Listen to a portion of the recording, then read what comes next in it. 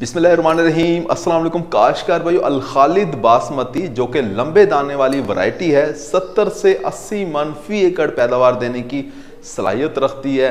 कायनात वैरायटी का इसे मुतबादल कहा जाता है, बल्कि किसी हद तक ये कायनात वैरायटी से बेहतर है। ना सिर्फ पैदावारी सलाहियत के लिहाज से बेहतर है, बल्कि इसकी एक बहुत बड़ी खूबी ये भी है कि इसे कलराठे रकबे के अंदर, शोर ज़दा नमकियात वाले रकबे के अंदर भी काश्त किया जा सकता है। जहाँ दूसरी धान की बासमती वैरायटी जो है नाकाम होती हुई नज़र आ रही होती है, वहाँ अल खालिद बासमती चलती हुई नज़र आ रही होती है।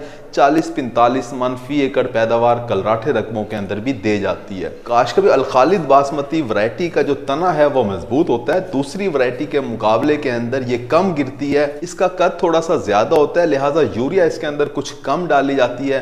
बीमारियों के खिलाफ ये अच्छी क़ुव्वत मुदाफ़त रखती है।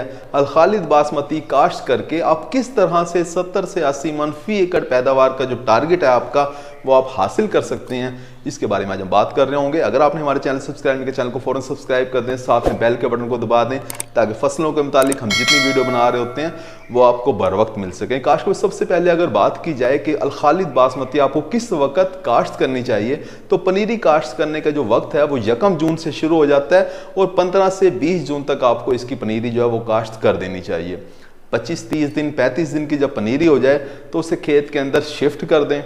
शरह बीज की अगर बात की जाए तो अल खालिद बासमती का आपको 6 से 7 किलोग्राम फी एकड़ बीज इस्तेमाल करना चाहिए।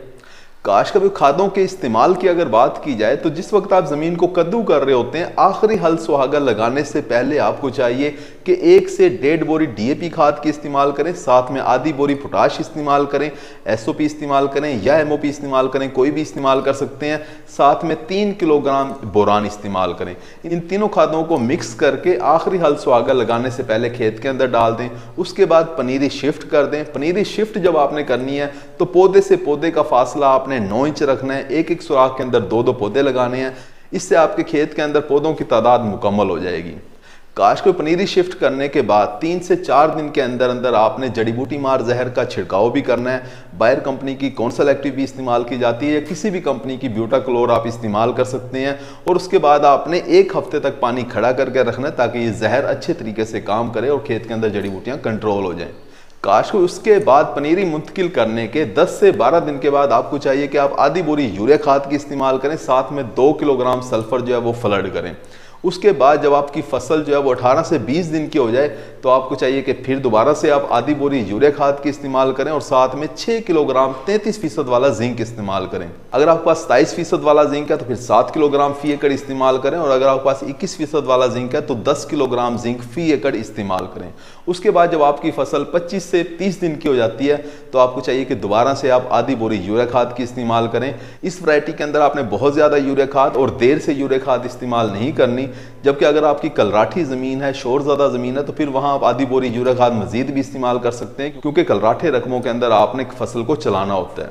काश को उसके बाद जब आपकी फसल 45 से 50 दिन की हो जाए तो आपको चाहिए कि आधी बोरी आप पोटाश खाद की इस्तेमाल करें और साथ में दानेदार जहर का भी इस्तेमाल करें। और दानेदार जहर एक दफ़ा इस्तेमाल करने के बाद 15 से 20 दिन के बाद दोबारा से भी इस्तेमाल करें।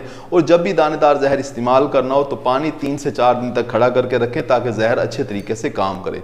उसके बाद जब आपकी फसल गोब की हालत में आती है तो आपको चाहिए कि बोरान, पोटाश और साथ में फंजीसाइड मिक्स करके स्प्रे करवा दें।